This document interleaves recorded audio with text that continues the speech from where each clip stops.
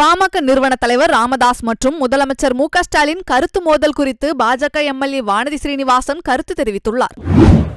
நல்லபடியாக ஒரு உடல்நலம் பெற்று திரும்பணும்னு நான் பிரார்த்தனை பண்றேன். திமுக அரசு நுழைய விட மாட்டேங்குது, சாதிவாரி கணக்கெடுப்பு நடத்துறதுக்கு தடையா இருக்குது திமுக அரசு அப்படின்னு சொல்லிட்டு அதான் சமூக நீதி பேசுற மாநிலத்தினுடைய முதல்வர் ஒவ்வொன்னா கேள்வி கேட்க முடியும். இந்த சமூக நீதி இந்த மாநிலத்துல நீங்க எப்படி பின்பற்றிட்டு இருக்கீங்க? கம்ப்ளீட்லி ஒரு ஹிப்போக்ரசி தான் இவங்க பேசுற சமூக நீதி.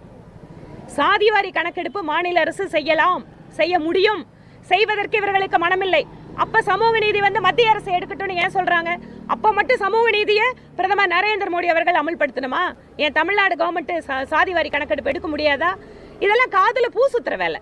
இப்ப விஸ்வகர்மா திட்டம் வருதுன்னு எங்க பிரதமர் மோடி அவர்களுக்கும் பிஜேபிக்கும் நல்ல பெயர் கிடைத்துக்கூடும் அப்படிங்கறதால அந்த வைத்தறிச்சல்ல இது சமூக நீதிக்கு எதிரான திட்டம் அப்படின்னு பொய் பிரச்சாரம் பண்றாங்க.